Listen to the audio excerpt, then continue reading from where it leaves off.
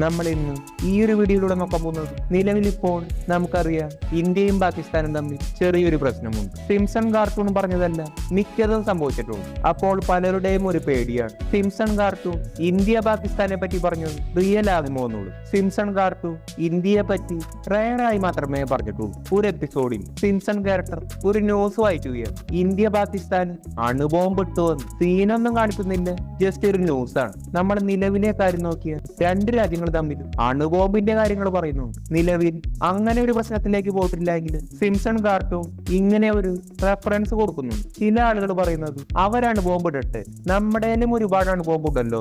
ഇൻസ്റ്റയിലല്ല നിങ്ങളിങ്ങനെ ഒരുപാട് കമന്റ് കണ്ടിട്ടുണ്ടോ? ചില ആളുകൾ കരുതിയിരിക്കുന്നത് അണുബോംബ് എന്ന് പറയുന്നത് വിഷുവിന് പടക്കം പൊട്ടിക്കുന്നത് പോലെയാണെന്നാണ്. ഒരു രാജ്യം മറ്റൊരു രാജ്യത്തിലേക്ക് മിസൈൽ വിട്ടാൽ ഇന്ത്യ അടക്കമുള്ള പല രാജ്യങ്ങളിലും മിസൈലിന്റെ ആഘാതം അധികം ഏൽക്കാത്ത രീതി ചെറുതായി തടയാനുള്ള ഡിഫൻസ് സിസ്റ്റം ഉണ്ട്. ഇതെങ്ങനെയെന്നാൽ GMD, ground based mid course defence എന്ന് പറയും. ഈ ഒരു സിസ്റ്റം എങ്ങനെയെന്നാൽ ഒരു രാജ്യം മറ്റൊരു രാജ്യത്തിലേക്ക് മിസൈൽ വിട്ടാൽ ഈ ഒരു സിസ്റ്റം ആ ഒരു മിസൈലിനെ അപ്പോൾ തന്നെ ഡിറ്റക്ട് ചെയ്യും. ശേഷം ആ ഒരു മിസൈലിനെ ടാർഗറ്റ് ചെയ്ത് മറ്റൊരു മിസൈൽ പോകും. എയറിൽ വെച്ച് തന്നെ രണ്ട് മിസൈലും തമ്മിൽ കൂട്ടിമുട്ടും. അപ്പോൾ ഈ ഒരു രാജ്യത്തിനെ ബാധിക്കുന്നില്ല. ഇതാണ് സെറ്റപ്പ്. പക്ഷെ ഒരു പ്രശ്നമുണ്ട്. ഒരു രാജ്യം മറ്റൊരു രാജ്യവുമായി യുദ്ധം നടക്കുമ്പോൾ ഒരു മിസൈലായിട്ട് വിടില്ല. ഒരു ഉദാഹരണം, 10 മിസൈൽ വിട്ടു എന്ന് കരുതൂ. അഥവാ 10 എണ്ണം വിട്ടാൽ 4 എണ്ണം മാത്രമേ ഈ ഒരു സിസ്റ്റത്തിന് ഡിഫെൻഡ് ചെയ്യാൻ കഴിയൂ. ചുരുക്കി പറഞ്ഞാൽ ഏതൊരു രാജ്യമാണെങ്കിലും മിസൈലുകൾ വളരെ പ്രതികൂലമായി ബാധിക്കും. ഇനി അണുബോംബാണെങ്കിൽ ഒരു ചെറിയ രാജ്യം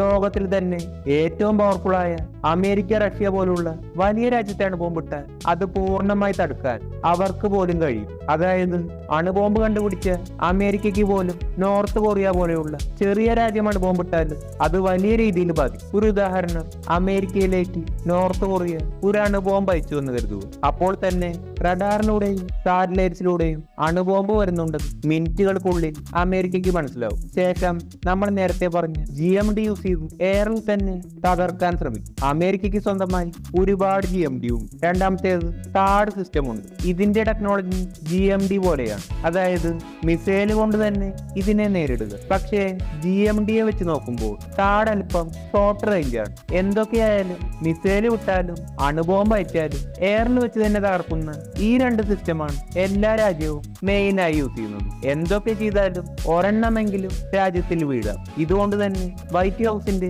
അണ്ടർഗ്രൗണ്ടിൽ ഒരു സീക്രട്ട് ഷെൽട്ടർ ഉണ്ട്. പ്രസിഡന്റ് അടക്കം വലിയ ലീഡേഴ്സ് എല്ലാം ആദ്യം ഇതിലേക്ക് പോകും. ഈ ഒരു അണ്ടർഗ്രൗണ്ടിൽ അണുബോംബ് വരെ പ്രതിരോധിക്കാൻ കഴിയും. ഇതെങ്ങനെയെന്നാൽ ഈ ഒരു ഏരിയ 1000 അടിയിൽ കൂടുതൽ താഴ്ചയിലുള്ളതാണ്. മാത്രവുമല്ല വളരെ പവർഫുൾ ആണ്. എന്തുകൊണ്ടാണ് ഇവർക്ക് ഇത്ര സുരക്ഷ എന്നാൽ ഒരു രാജ്യത്ത് ലീഡേഴ്സ് ഉണ്ടെങ്കിൽ പെട്ടെന്ന് തന്നെ അടുത്ത സ്റ്റെപ്പ് എടുക്കാൻ കഴിയും. മാത്രവുമല്ല ആർമി ബേസ് തകർന്നാൽ ഒട്ടുമിക്ക രാജ്യവും രണ്ടാമതായി ടാർഗറ്റ് ചെയ്യുക ലീഡേഴ്സ് ഇരിക്കുന്ന ആ ഒരു ബേസ് ആയിരിക്കും. സൈക്കോ ലീഡേഴ്സ് ആണെങ്കിൽ സെക്കൻഡറി ആയി സാധാരണ ജനങ്ങളെ ടാർഗറ്റ് ചെയ്തെന്ന് വരും. എന്തൊക്കെയായാലും ഇവിടെ ഇരുന്നുകൊണ്ട് ലീഡേഴ്സ് കമ്മ്യൂണിക്കേറ്റ് ചെയ്യും. നെക്സ്റ്റ് സ്റ്റെപ്പ് എന്താണെന്ന് ഓർഡർ കൊടുക്കും. റഷ്യ, ചൈന, അമേരിക്ക, ഇന്ത്യയിലടക്കം സീക്രട്ടായ അണ്ടർഗ്രൗണ്ട് ഉണ്ട്. ഇങ്ങനെ ഒരു സിസ്റ്റം ആദ്യം ഉണ്ടാക്കിയത് അമേരിക്കയായിരുന്നു. ഇനി ഏതെങ്കിലും ഒരു അണുബോംബ് വീണാലുള്ള അവസ്ഥ എന്തെന്നാൽ നമുക്കറിയാം അമേരിക്ക ജപ്പാനെ തോപ്പിക്കാനുള്ള അവസാന വഴിയായി അണുബോംബ് കൊണ്ടുപോയി. എന്തുകൊണ്ട് ആദ്യം ഹിരോഷിമ സെലക്ട് ചെയ്തെന്നാൽ അവിടെ ഏകദേശം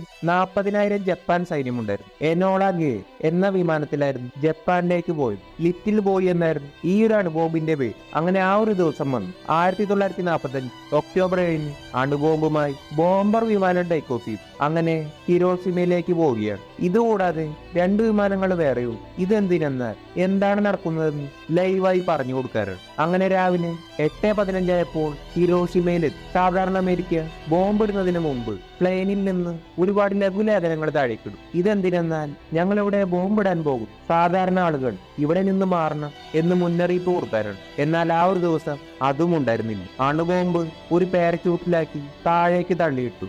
എന്തുകൊണ്ട് പാരച്യൂട്ടിലാക്കിയെന്നാൽ നേരിട്ടിട്ടാൽ ബോംബിട്ട ഫ്ലൈറ്റ് അടക്കം തകർന്നു പോകും. ഇതുകൊണ്ടാണ് പാരച്യൂട്ടിൽ വിട്ടത്. നമുക്കറിയാം പാരച്യൂട്ടിൽ താഴെ ഇറങ്ങാൻ അല്പം ടൈം എടുക്കും. ഈ ഒരു ടൈമിൽ വിമാനങ്ങൾക്ക് ദൂരെ പോവുക. അങ്ങനെ ബോംബ് വീണു. ബോംബ് പൂർണ്ണമായി ലാൻഡ് ചെയ്യുന്നതിന് മുന്നേ പൊട്ടിത്തെറിച്ചു. അങ്ങനെ ഹിരോഷിമയ്ക്ക് മുകളിൽ ഒരു തീകോളം പോലെ, ശേഷം ഒരു വേവ് വന്നു. ഈ ഒരു വേവിന്റെ ഒപ്പം കെട്ടിടങ്ങളും ആളുകളും എല്ലാം മരിച്ചു. ഈ ഒരു വേവ് ജപ്പാൻ വിഴുങ്ങി വരികയാണ്. ഇതിൽ നിന്ന് 6000 ഡിഗ്രി സെൽഷ്യസ് ചൂടും വന്നിരുന്നു. ഹിരോഷിമയും ആളുകളും എല്ലാം കത്തിപ്പോയി.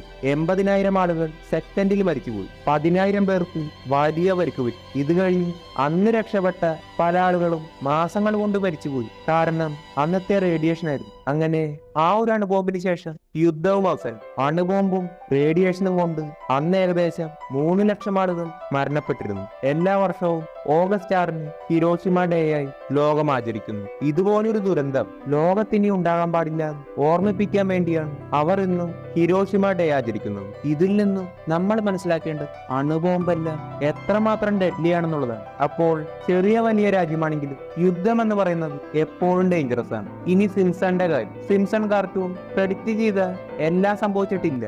ഭാവിയിൽ നടക്കാൻ ചാൻസ് ഉള്ള കാര്യങ്ങളെല്ലാം തന്നെ റിസർച്ച് ചെയ്ത് ചെറിയൊരു ചാൻസ് ഉണ്ടെങ്കിലും ഇതെല്ലാം തന്നെ ഇവർ എപ്പിസോഡാകും. അപ്പോൾ സ്വാഭാവികമായി ഇതിലേതെങ്കിലും ഒരെണ്ണം എന്തായാലും സംഭവിക്കും. അല്ലാതെ എല്ലാം സംഭവിക്കും. ട്രംപിന്റെ ഈ ഒരു വീഡിയോ കറക്റ്റായി സിംസൺ പ്രെഡിക്റ്റ് ചെയ്തു എന്നാണ് പലരും പറയുന്നത്. എന്നാൽ ട്രംപിന്റെ വോട്ടിംഗ് ക്യാമ്പയിന് ശേഷം 2015 ഈ ഒരു എപ്പിസോഡ് ഇറങ്ങി. അതായത് ആ കാണുന്ന റിയൽ വീഡിയോയാണ് ആദ്യം ഇറങ്ങിയത്. ഇനി മറ്റൊരു കാര്യമാണ് ട്രംപിന് വെടികൊള്ളുന്നതായി അടുത്ത കാലത്ത് വൈറലായ ഈ ഒരു വീഡിയോ. ഇത് യഥാർത്ഥത്തിൽ ഇവർ അറിഞ്ഞിട്ട് പോലുമില്ല. സിംസൺ കാർട്ടൂണിന്റെ ഒരു എപ്പിസോഡിൽ ഇങ്ങനെ ഒരു സീൻ.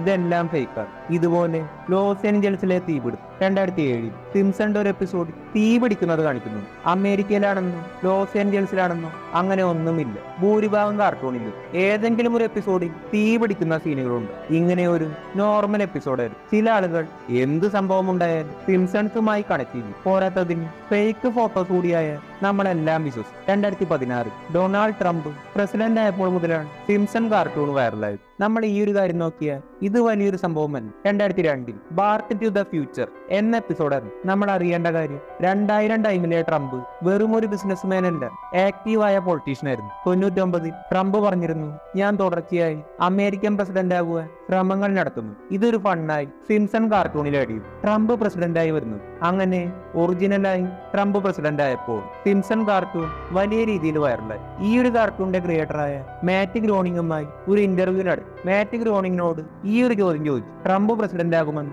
എങ്ങനെ പ്രെഡിക്റ്റ് ചെയ്തു? അദ്ദേഹം പറഞ്ഞത് ഡൊണാൾഡ് ട്രംപ് പ്രസിഡന്റ് ആകുമെന്ന് തനിക്ക് തന്നെ അറിയില്ലായിരുന്നു.